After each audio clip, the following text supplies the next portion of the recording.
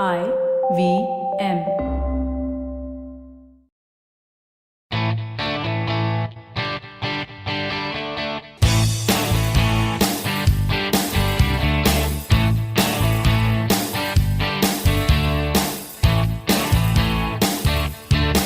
Hello and welcome to a brand new episode of the Musafir Stories, India's very own travel podcast, where each week we discuss the story of travelers in their own words and relive their experiences with you, our listeners. Hello, everyone. Hope you're doing well.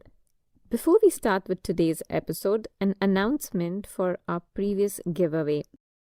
The lucky winner who has won a ticket to NASHIK Heritage Walk is Ricken Merchant. Congratulations, Ricken. Hope you enjoy your walk. We will be reaching out to you with further details. Guys, we absolutely love it when you participate in our giveaways, and thank you for all your responses. Keep the spirit going. As for today's episode, we have Akansha Siwach from the Tales of the Hidden Trails. She's taking us to a mystical hidden destination. So get ready as we find out more.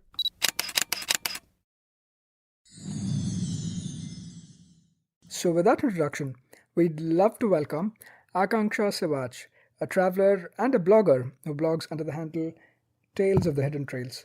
Akanksha, thank you so much for being a part of the Musafir Stories and welcome. Hey Akansha, welcome to the Musafir Stories. Thank you so much, guys. It's a pleasure being here today. It's a pleasure hosting you, Akansha. Akansha, the introduction that we gave about you was pretty short, so why don't you go ahead and tell our listeners a little about yourself and your blog? So, hi everyone. I am Akanksha Siwach, and for starters, I come from a defense background. So traveling comes very naturally to me.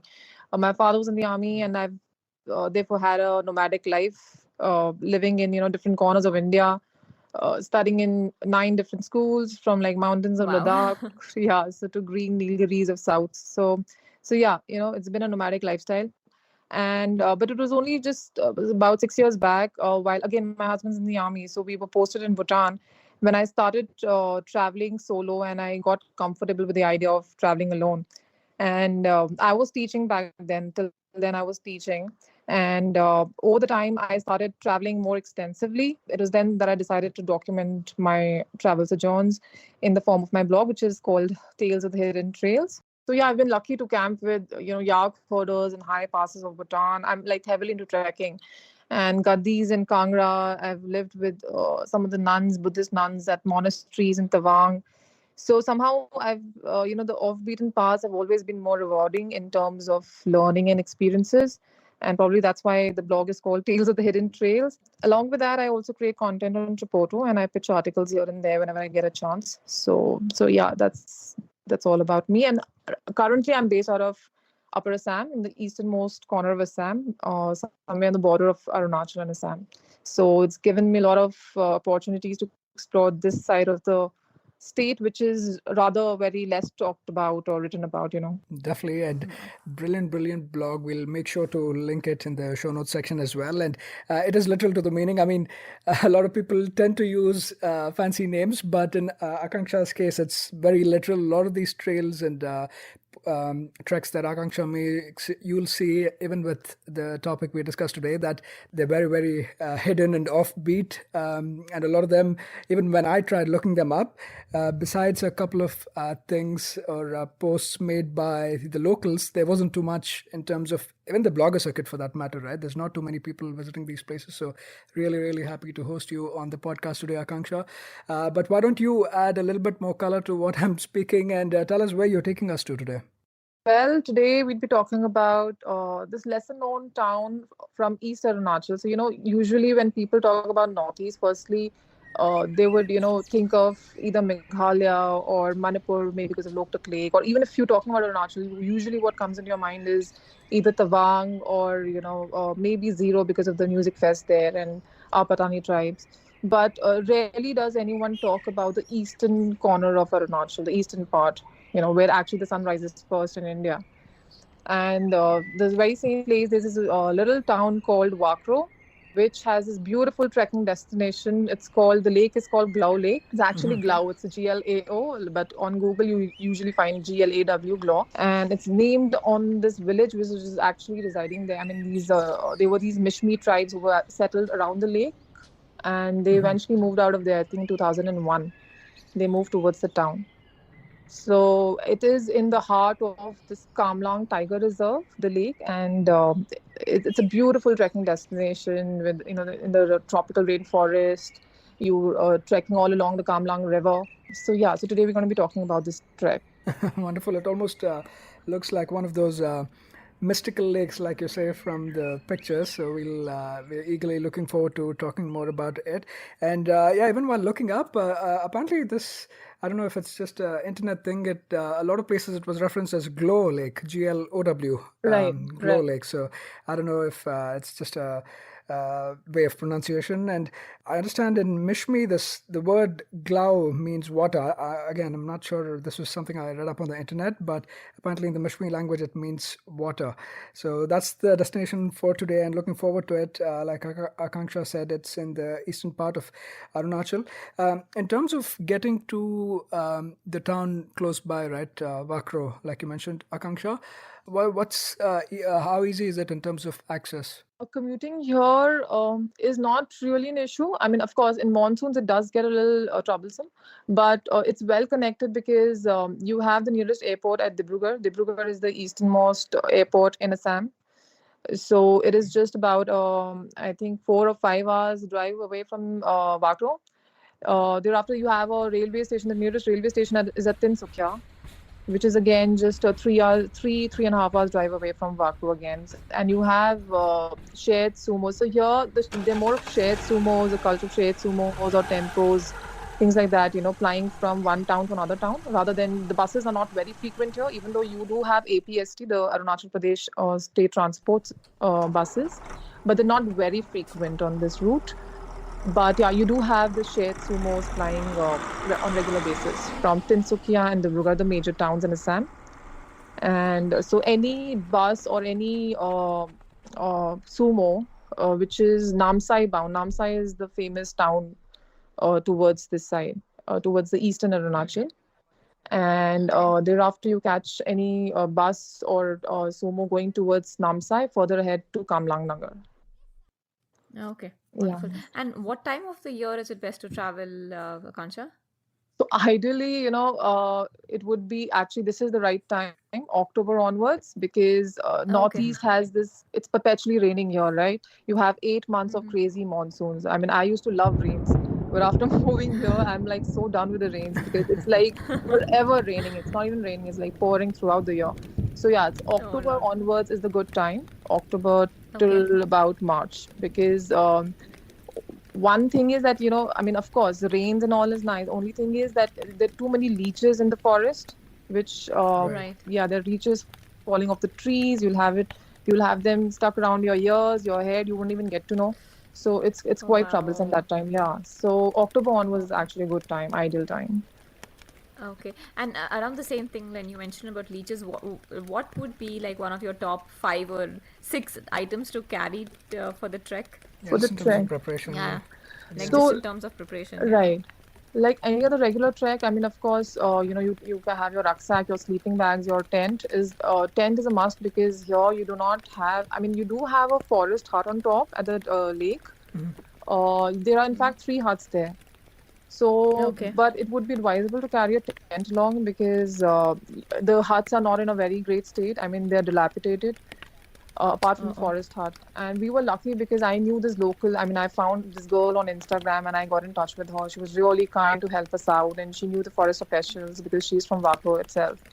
So Okay. we got a permit to enter those huts at night. And eventually what happens, I mean, without fail, this happens every time. And then there's this myth around Glaw that they say anyone who's coming to Glaw for the first time, it usually rains. It greets the visitors with rains, or a heavy downpour. So Oh, so one interesting. must, yeah. So even though we went in December last year, Uh-huh. and it still rained. I didn't believe, but then when we reached, there was raining, in just about half an hour before we reached. So it would be, Oh, and wow. if in case you're planning to go probably in monsoon time, or I mean Uh-huh. monsoons are here till almost September and or October first week. So you must carry your gumboots along, which would be any day better than your hiking shoes because of the kind of slush, Okay. and again it would protect you from leeches and stuff. And of course, carry Right. salt, a lot of salt with you in case you're planning to camp outside. So usually what Uh-huh. locals do is they sprinkle salt around so that you don't have leeches coming inside your tents and everything. So Right. Okay. yeah. That. Apart from that, of course, Okay. usual That's a trekking nice. gear. Yeah. Yeah. And in terms of just the difficulty of the trek to the Glaw Lake, right? Like, how would you rate that, Akanksha? Is it doable for, say, a beginner, or what do you think about that? So, Sev, it's not. It's neither too difficult nor too easy. It's I would grade as medium in terms of difficulty. Okay. I mean, of course, you Okay. need to be fit though, because here, even though you have a trail, but it's not very well defined. And even though you are walking inside the forest, there's this dense cover of trees around. You're not like right under the sun, and it's not like really charring you or anything. But at the same time, you're walking almost 16 kilometers in a day, and you are gaining some sort of elevation. Though Glaw is not at a great height or anything, but even then, there's quite a lot of walking. So you're almost walking for 7 to 8 hours in a day, right? Wow. So you Right. Right. you Right. do need to be fit, yeah, but it's not that difficult, and but yeah, one needs to be in good shape. Right. And what time of the day did you guys start off your trek? So we started off early morning, and we started, I think, about we started by 8ish, yeah. Okay. And but we Okay. were there quite well on time. Like we took quite a few breaks in between, and we were there by I think 3ish. Okay. Yeah. Okay. Wow. Okay. That's yeah. And one last thing before we kind of head off on the trek itself and talk a little bit more about that. Sure. Is there need for permits and things like that for this, Akanksha? Right. So, firstly, when you get into Arunachal, like we all know, right? Like we need inner line permits. So one can Right. avail that. It's pretty easy now. It's available online on Arunachal government site. Thereafter, for the trek, for the trek per se, like there is this forest department office in Wakro. So you go to the forest department, get your permit sorted from there. It's an easy process, and you need an entry. You need to pay them entry fee. It's about 50 rupees per person, and thereafter, yeah, if you plan to camp there, I mean, of course, you would want to camp, right? Like otherwise, 14 hours in Right. a day doesn't make sense. So Right. Yeah. I think it's about 100 rupees for camping. Okay. Okay. And to get the access to the hut, you said we would need a different permission, like a different permit. So like that hut is actually meant for the forest officials, but if there's someone who's like really, I mean, sometimes it Oh. just depends on your luck, right? So we were just lucky Right. that day. Yeah, so Right. it just depends on your luck. So that person was really nice, and actually they're not used to tourists or travelers coming this end. They're usually Yeah. either the locals who come that side or people from Arunachal itself, from the neighboring towns, Tezu, Namsai, or maybe Miao or rowing who come Okay. Yeah. that side. So they were just probably very surprised to have outsiders coming. So yeah, so he gave us the keys. Otherwise, you do have other. There's this another hut that they've made a viewpoint sort of vantage point from where you can see the entire lake. So if Oh. it's probably pouring or something, you would always pitch your tent even inside that. And then there are these fishermen Okay. hut because there are these fishermen who are always there. Catching fish or something. They have this fish and mithuns are the two main delicacies, mithun meat and fish for any sort of in Mishmi culture for any sort of celebration or any festival.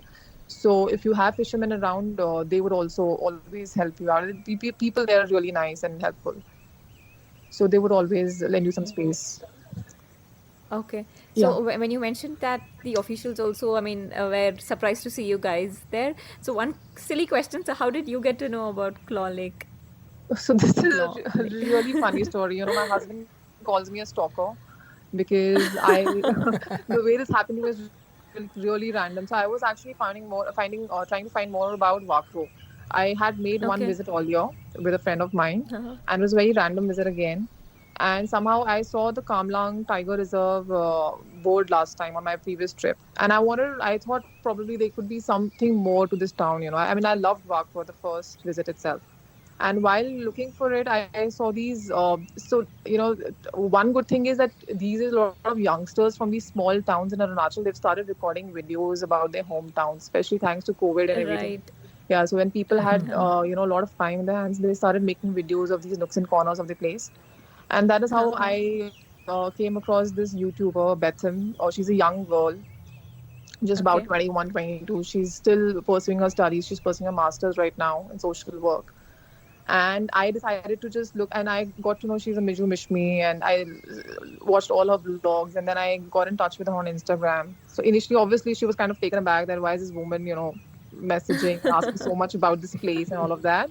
But eventually, she came around and she was so nice. And I asked her if I could just come and she could guide me, because I couldn't find any guide online or anyone who could guide us for the trek, right? Right, So right. she agreed without any sort of hesitation. Of course, initially it took some time. I gave her some time, and yeah, so she agreed, and she told us that she would take us around, and she actually guided us throughout the trek. She was with us, and yeah, so that is how I came to know about Bethan through Oh, her YouTube wonderful. Huh. channel, and of course by getting in touch with her on Instagram. Right. Okay. Interesting. Wonderful. I think, True I don't know if hidden I gem. should Yeah. admit it, but I probably returned the favor for Akanksha, right? Because one of our previous guests, Faiza Huh. Anshul, Huh. he had Right. Akanksha on his podcast, and I was listening to her, and then I went into this rabbit hole where I was checking out Akanksha's work, and I don't know, probably stalking, but yeah, I reached out to Akanksha in a similar way, and Akanksha's been nice enough, kind enough to Yeah. Thank you, be Akansha. on the podcast. So, Yeah. So, yeah, a so little bit nice. of deja vu, I guess. But yeah, wonderful. Thanks so much for kind of calling out all of this and setting the context for us, Akanksha. In terms of the trek itself, right now that we're heading out, can you please take us through this almost day-long journey? We could say, right, 6-7 hours. It's quite a trek, about 16 kilometers or so, and takes you through the lush green tropical rainforests of Kamlang. Can you please take us with you on this trek and explain to us the sights, sounds, and even the smells actually of the place, given how lush it is, and talk us through your experience, Akanksha? Yeah, sure. So, since like I told you that the lake is situated right in the heart of Kamlang Tiger Reserve, and firstly, the whole the lake is hugged by these snowy mountains, which are called the Mishmi Hills, right? Named on the tribes that reside there in this belt, and these dense canopies, and it's on the border of Burma, that is Myanmar, and Tibet. And the Okay. lake is, yeah, the lake is huge. It's almost like, I think, 5 kilometers in circumference. And throughout the trek, one would, it's so rich in flora and fauna. Like, you would see plenty of these wild banana trees and heliconias. Now, I don't know if you like into plants and stuff. Like, for any plant lover or any gardening lover, like I am into plants, so I was like going bonkers, and I literally got like a lot of cuttings for my garden from there. And there are these wild pepper trees, plants, which is called locally called pipla, and Okay. they are plentiful there, and they're also used as an alternative source of income for local tribes. And it also serves a great medicinal purpose. It has this tingling sensation. It leaves this tingling sensation on your tongue if you try it out. But they do use it in their food and all that. Then there are these plantain leaves. I mean, this is again, I'm trying to tell you about a little bit of culture also, because it does have cultural significance, whatever you see in the forest, right? So while trekking throughout the forest, I did not see a single plastic wrapper or any sort of litter there. And that's all thanks to the eco-friendly practices by these tribes there. So they wouldn't carry any sort of plastic plates or plastic bottles. They would plug these plantain leaves, which are called lafu patta in local language, Okay. Okay. and they kind of resemble banana leaves. It's just a smaller version of banana Sure. leaves. Yeah, and they usually use it for any sort of auspicious occasion, and they serve their food or prasad in that. Yeah, I was just saying that I guess very similar to even here in South India, like banana Exactly. leaves Yeah. is very common, right? Yeah, So absolutely. very similar to that. Yeah, Right. yeah, but it's great to know that one obviously everything is very like natural. They're falling back on natural resources like this for their use, and no Plastic. plastic, Yeah. right? Especially in places Absolutely. like this, remote places like this. Last thing you want to do is be like littering around plastic and things like that, where one, you don't have enough infrastructure and resources to keep it clean. And at the same time, I guess even for outsiders who are eventually going to get there, that's something to keep in mind, to keep the surroundings clean and keep it as natural as possible. Absolutely. Yeah. So yeah, that is one, and then you would also have, of course, oranges and this elephant apples are like the local fruits that you would find everywhere. Like Wakro is called the Orange County, Yeah. and then of course you have wild variety in fauna as well. You have endless butterflies, okay, like crazy amount of butterflies, and they're so beautiful. Like I obviously don't know the names, like Wow. the different variety of the name of the varieties and all of that, but name it, every color possible, every pattern possible. So we were literally walking through, like, there was this swarm of army of butterflies, whatever you call it, but you were literally walking through them, and there were these Oh. gibbons. Yeah, there were these. They literally sound like they're hooting, or they're welcoming you into the forest. And there were these hornbills. Now hornbills have this thing. They always, I think, fly in pairs. You'll never see a single hornbill flying.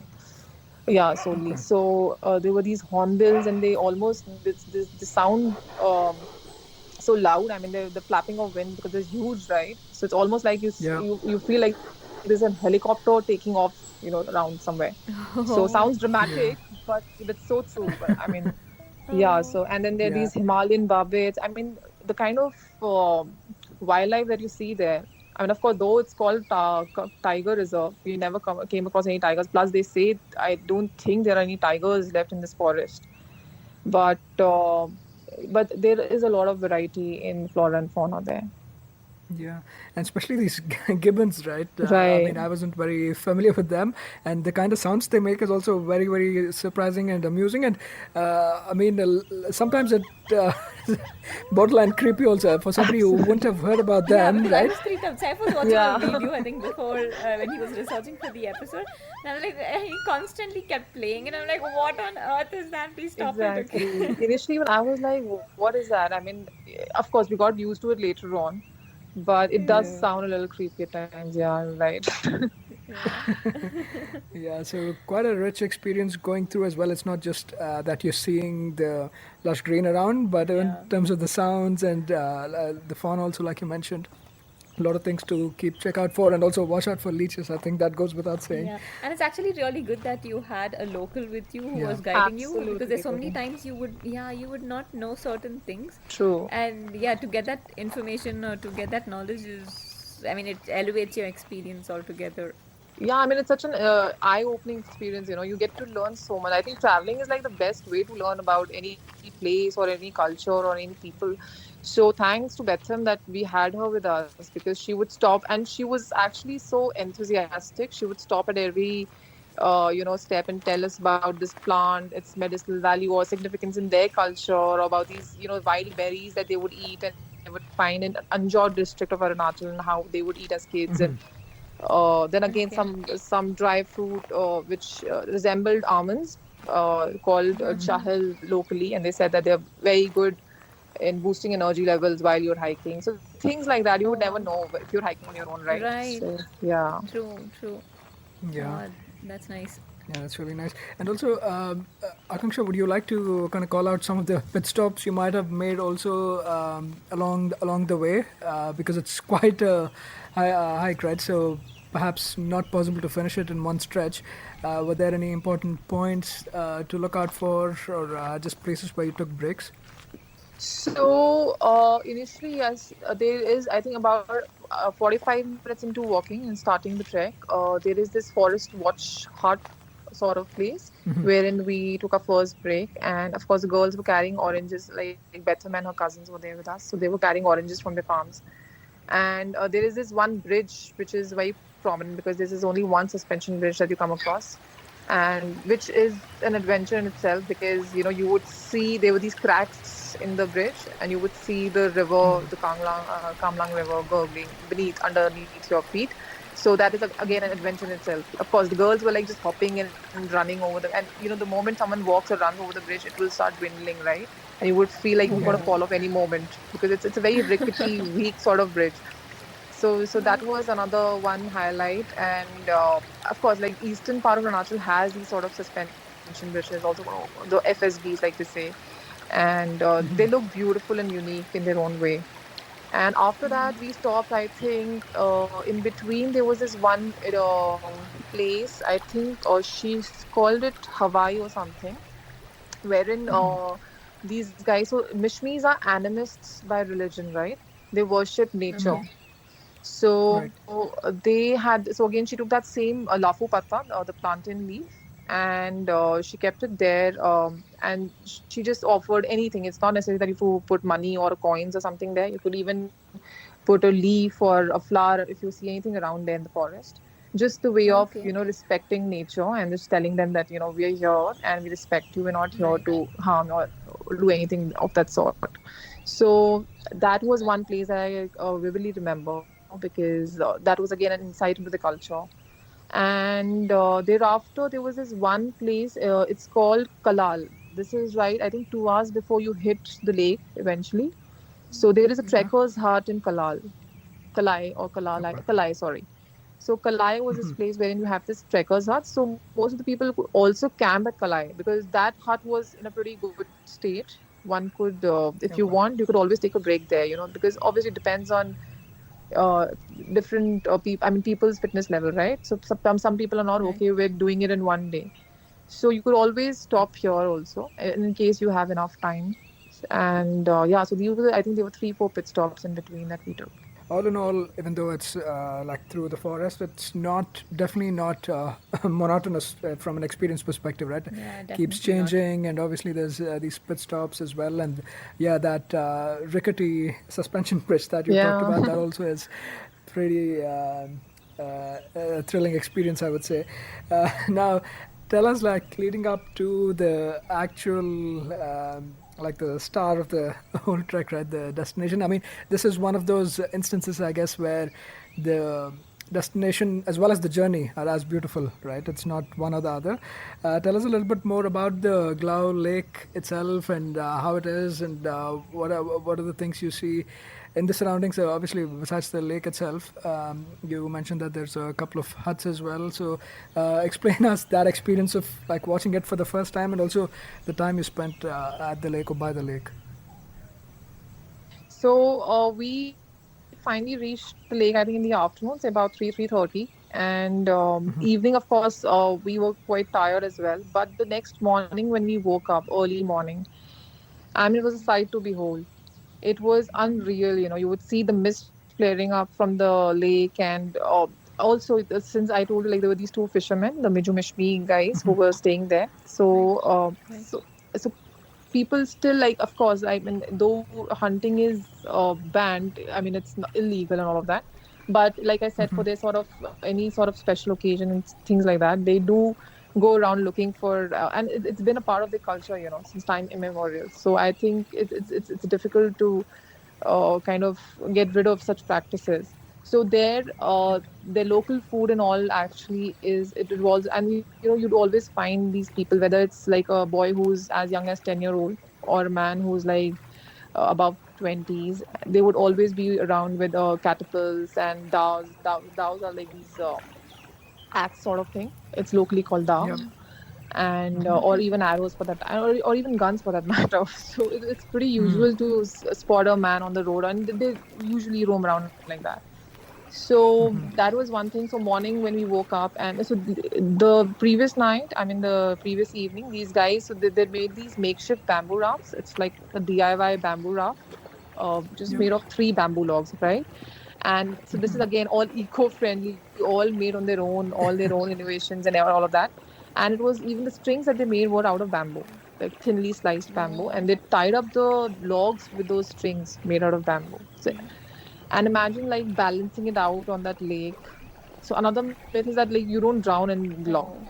for some reason, Okay. and you can never drown. So this guy, they went in the forest, and So I am like vegan, and I was like praying hard that they don't find anything for themselves, like being mean and all of that.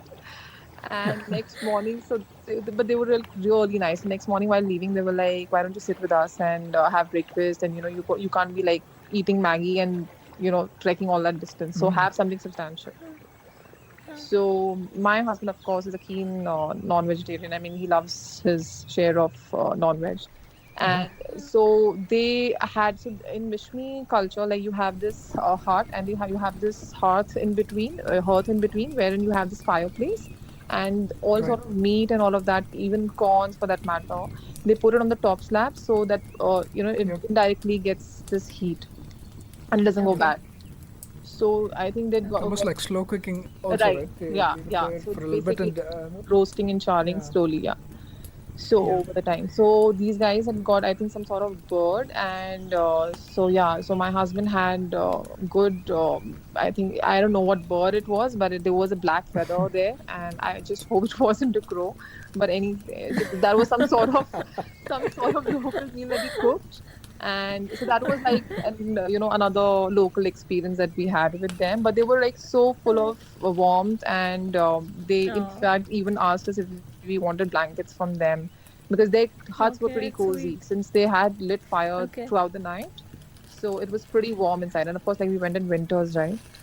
So that was one experience that I'll never forget. And of course, like the sunrise at Glaw is to die for. Like it is so beautiful. You'll see the sun emerging behind the Mishmi Hills, and you'll see the mist flaring up, and you'd see these guys coming back from early morning on their bamboo raft. So you'll see this one sole fisherman on his bamboo raft right in the middle of the lake, and you'll see the sun rising behind. So it was just so beautiful. yeah. And And yeah, even the lake itself, right? It's almost like crystal clear, like they Yeah. say, yeah, the with the water. reflections. Yeah, So again, like they say, the lake never gets dirty. So even though it's yeah, enveloped with crazy amount of trees all around, but you will never see any sort of dirt on its surface, yeah, like no leaves, nothing, no sticks, stems, nothing. So that way it's very yeah. surprising, and that's what they say, like they consider it as a holy lake, right? And Right, they say it never gets dirty, so therefore you're not supposed to get inside the water, you're not supposed to take bath or go swimming.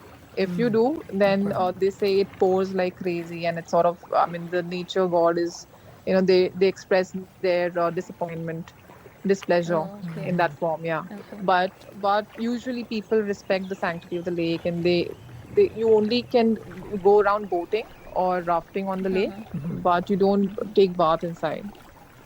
And it's actually Right. nice. it's superbly clean, and it's never dirty. Like no matter how much of vegetation you have around, it never gets dirty. Right, interesting.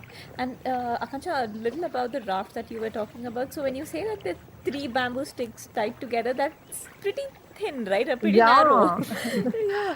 How do they balance? I I mean, so have are no, they that's standing, what. sitting on the? So they were like pretty like professionals. Even my husband tried. Okay, like so he Huh? was in the rafting team like earlier in his training days in the army. So he was pretty cool with Huh? it. Like he could balance Yeah. it out pretty well. But of course, these Oh, guys great. were at a different level altogether. Obviously, because this is like their daily thing, right? Like they go every day Yeah. like that. So they were standing most of the times. But I even took a ride like.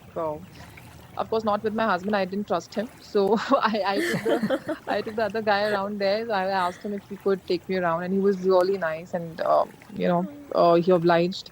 And I took a short ride, but I was sitting comfortably with both my hands to balance my legs and everything. Even then, I Oh, was wow. finding it so difficult to balance it around. I thought I'm going to be like in the water anytime. But then the only saving grace was that they said that you can never drown in Glow. So I was like, Oh, okay. just to show that nothing's going to happen. But yeah, those guys are like, I mean, it's an adventure in itself going on that bamboo raft. They're like three bamboo poles. They're not very thin, Oh, but even then, like right. just three poles and turning a raft out of it is amazing. Absolutely, yeah, yeah.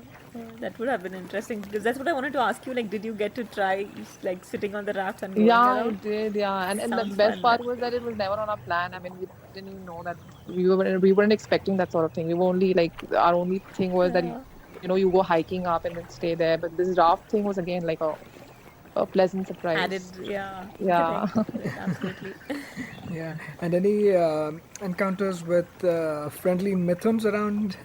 Oh Akansha? yes, they seem to have a soft corner again for my husband. So the thing with Mithun's is they're very friendly, but if you start Yeah. feeding, so you feed them with salt, right? I mean, any animal, Right. like even sheep and goats for that matter. So once you feed them with salt, they'd get over clingy. And so we were just trying to be friendly with them, and we started Thomas. I mean, my husband started feeding them with salt, and these guys, almost three or four of them, and they just surrounded him from all sides, and it was so difficult for him to get out, and he's already had these nasty incidents earlier with a few animals. So I was kind of worried there's another one coming his way, but yeah, luckily. So if you ever happen to have mithens around, like, don't go overboard like feeding them, because they tend to get a little clingy, and because they want more and more. So but otherwise they're pretty friendly in nature. They're like, I think they're a mix of buffaloes and cows. I'm not sure exactly, but yeah, they're the local. Pretty hefty though, yeah. Yeah, Bison, I guess. yeah, a smaller Almost version a probably. yeah, smaller Yeah, version smaller of version that. of the Probably a bison, species of yeah. them, I guess. Almost. Yeah. Yeah.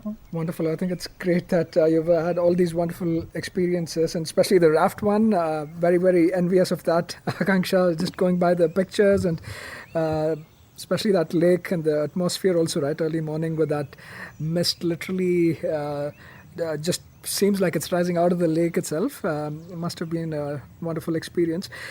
Just kind of touching upon the Mishmi folk as well that you mentioned, and you mentioned that Betham was also Mijo Mishmi, right? I hope I'm pronouncing that correctly. Right, sir. Any further interactions just about the way of living of these tribes folk and just their way of life in general, Akanksha? Did you have any kind of insights into that as well with your interactions with Betham? So while we were there, like, it wasn't like, I mean, of course we had interaction, and on a limited basis, because of course, like, this was during COVID times and all of that. But yeah, so I didn't get like very deep insight into the culture, but whatever little bit I did, I'd love to talk about it. So, again, there are three kind of Mishmis, right? Mishmi is like major tribe uh, in two valleys, that is Dibang Valley. So wherein you have the Idu Mishmis, one type of Mishmi, the Idu Mishmis, and then you have Lohit and Anjaw districts, wherein you have Miju Right. Mishmis and Digaru Mishmis. So Wakro mostly has Miju Mishmis. Betham is one of them. And so back in the day, like I said, they would heavily rely on hunting and fishing. But you now, like I said, you would find them, roaming around with catapults and guns and even dows at times. But now people are majorly into farming, that is paddy cultivation, and of course orange. Like I said, Wakro is orange county, so a lot of revenues from the orange cultivation as well. And then you have tea gardens there. So Mishmis are mostly into agriculture now, but back in the day they were like hunters mainly. And they are animists by religion. Like I said, they worship sun and moon, and they call like the sun and moon, I think, Amik Matai is their local name of the deity. And Okay. yeah, and Mithuns, again, like I said, Mithuns, usually you'd find Mithuns here, and they're highly prized by the Mishmis. Um, they are like, the number of Mithuns the man owns signifies his wealth. Like, they're used for dowries, they're used for settlements of village disputes. So any sort of religious function, so you'd have Mithuns coming into play. You'd find Mithun heads, skulls decorated in the, I mean, the drawing area is all decorated with the Mithun skulls. So that shows how prosperous the family is. And the houses, again, I said, eco-friendly practices. They're all made with bamboo, and the local palms. They're called toko pattas. So mostly made with bamboo and toko pattas. Very rarely we'd find concrete buildings. And so yeah, majorly this. And of course, like, everything they wear, everything they eat is all made by themselves. Whether it's what they eat is all organically produced in the farms. Everything that they wear is hand woven at home. Whether it's the men that they wear their mishmi jackets, or the bags that they use, the mekla skirts that is worn by the women, this all made at home by the women of the family. And a silver again is you will never find gold in accessories here. So silver is like their jewel, locals, and that again has it owes the fact that Mishmi Hills again, it is situated on the old tribal Tibet Burma trading route. Yep. So Yeah. Yeah. locals from this side would trade silk and cotton for silver from Burma and silver for rock salt from Burma and Tibet. So therefore, you'd find any sort of jewelry, for even in marriages, they would only wear silver. Yeah. Yeah, definitely. Like you said, very hardy people and very self-sufficient, right? Like proper people of the mountains and the forests. Like they pretty much rely on those things for most of their needs. And one interesting thing that I also came across is, like you mentioned, right? They have their origins from the Tibeto-Burman Burmese, side. yeah. Yeah. There was an interesting mythological connection as well. I was seeing that apparently they're believed to be the lineage of basically King Rukmo, right? And this was from the Mahabharat. Mahabharata times, and yeah, believed to be the father of Queen Rukmini, who was Krishna's first queen. So interesting connection there as Right. well. But just their way of life, although there is, I guess, similarities from what you mentioned in some of the other tribes in the northeast. Again, there's so much more kind of nuances and texture to it, right? That only when you kind of closely interact with them and see it, that's when you understand their practices, their even different things from what they wear to how they make things, etc. It's almost like it's very, very interesting. I know people tend to, especially people from the mainland, who are not very acquainted with the different tribes. They Right. tend to just paint everybody with the same brush, but there's so much more nuance to each of these tribes, right? It's good to actually know that you also got a chance to learn more about this. So thank you so much for sharing that bit as well with us, Akanksha. And how was your way back? Any any further surprises or things different from? So you probably camped there overnight and started back the day after, I'm assuming, Yeah. So from the Glaw Lake. we no, we left the very next day. I mean, we camped there the day we reached, and Right. we left the next morning. The next, I mean, Okay. late morning in a sense. We had quite a bit of time. Like we stayed there the entire afternoon, evening, and then spent our early morning, had our breakfast there, and then we took off. I think by about 8 or 9 again. Okay. Yeah. Wonderful.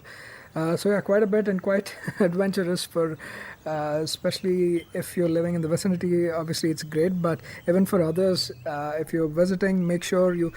So, for example, in terms of, say, if somebody wants to visit from outside, is there any sort of infrastructure in terms of guides or people you could like hire as guides, etc.? Akanksha, are you aware of, or is it pretty much like a chance encounter you had with Bethim, and you have to rely on people, locals like that? So, I was just having a word with Bethany the other day. I called her up 2 days back, and she was saying the same thing. And somehow Glaw got a lot of attention. Probably the pictures on my Instagram got viral on the Northeast pages and all of that. And then, of course, it got a lot of good views on Tripoto again.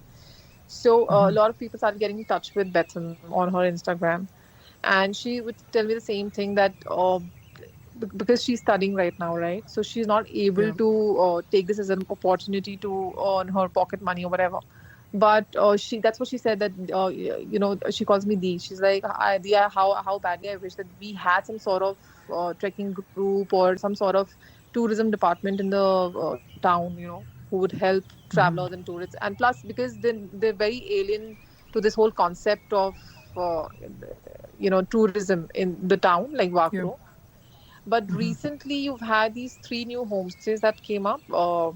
They're all government run, and so it is, slowly and gradually opening up to this whole idea of tourism setting in. But so the homestay people could always arrange guides for you, since they know a lot of young boys who are looking for, I mean, easy incomes and all of that. So that way, yes, the homestay people would always help. So there are three homestays. You have Pashuram Kund also again in Wakro, which is again a major tourist attraction. So it's like you do have people coming from other parts of the country and other parts of the state.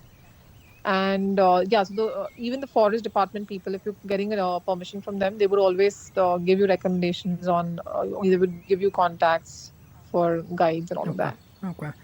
Yeah, definitely. I mean, I say this with some cautious optimism. Obviously, you would want people to enjoy it, but at the same time, you don't want it to be like a commercial place where, like some of the Absolutely, other yeah. populist spots, right? So you kind of avoid that. I mean, eventually, even if that happens, the main thing is to kind of spread awareness about people to keep this clean as they found it, right? And not like litter with plastics, for example, like you called out as well. The important part is that, and yeah, hopefully this doesn't like get overrun by over commercialism or something like that. Let's wish and pray that people are responsible, especially when traveling to remote places like these. But yeah, thank you so much for outlining all of those. And like you touched upon as well, Parshuram Kund is also not far away from here. I'm assuming that's also supposed to be like a religiously very significant place. Yeah, Right, Akanksha. right. For Hindus, it does I Yeah, think hold a lot of things, especially I think during Makar Sankranti. I think in January, you have a whole yeah, that's lot right. of pilgrims coming this side. So Pashuram is just about 15 kilometers from Wakro again, and it's an easy drive. You have good roads till there, and so there is this site, the Kund, wherein Lord Pashuram's axe had fallen off.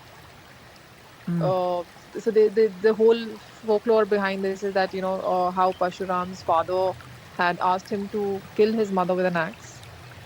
Yeah, So that is what he did, and then he for to in order to wash away his sins, he came to Lohit. He went around all over the country, but it was eventually in Lohit that, and the axe got stuck to his hand while he killed his mother. So that while he was visiting Lohit, that is the time when he could wash away his sins, and the axe actually he could get rid of the axe.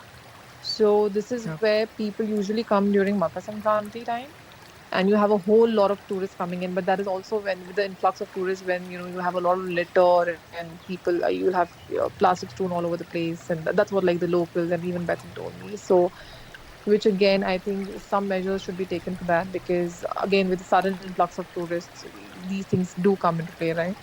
So yeah. yeah, Yeah, but even for a regular traveler, it does make a good, destination, travel destination. So Parshuram Kund is worth a visit. You have the beautiful Lohit.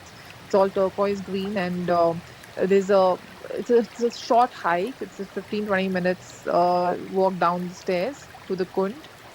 So yeah, that again is another good tourist attraction for your, I mean, itinerary. yeah. Especially if you're around the region for a longer time, perhaps you Right. could definitely take benefit of that. And there was another. I don't know how far away this is, but I found this very interesting as well. A golden pagoda, right? Right. At Chowkham or Chowkham. I don't know if this is in Namsai. It probably Yeah. is. But that is also pretty popular in the region, I understand. Yeah. Right. So Namsai, like I said, it falls en route. And in order to get to Wakro, you'll always, I mean, you would catch any bus or shared sumo service, which is Namsai bound. So Namsai is just about, I guess, an hour drive away from Wakro. An hour drive, I Okay. mean, short of Wakro. And that is where you have the Golden Pagoda. Namsai is actually now it's a pagoda town. You have tons of pagodas because of the majority of Buddhists in this town. The Right. Thai Khamti tribes are all Buddhists, but here you have a different sect of Buddhism. Like what you see in Tawang is Mahayana Buddhism, right? Like Tibetan sort of culture. On this side, you have the Theravada Buddhism, which is more prominent in Burma, that is Myanmar. Again, Myanmar influence, cultural influence, and Thailand. So therefore, you have the same sort of architecture. Instead of monasteries, you have pagodas here. Yeah, yeah, very interesting, and also shows you the kind of diversity even in that small region, right? Yes, Within absolutely. Buddhist Yeah. different sects, etc. that also makes it so fascinating to kind of learn about these things. And yeah, if you scratch a little bit more beneath the surface, there's so much to learn. And thank you so much for kind of opening up this whole new world and experience for us. Any other places of interest in the vicinity, Akanksha, that you'd like to find out, that you'd like to share? Obviously, there's a whole lot of other things one could do in Arunachal as well. But at a high level, would you like to give shout outs to any of those? So I could go on and on. There's like endless destinations in and around Wakro again, like in and around Lohit.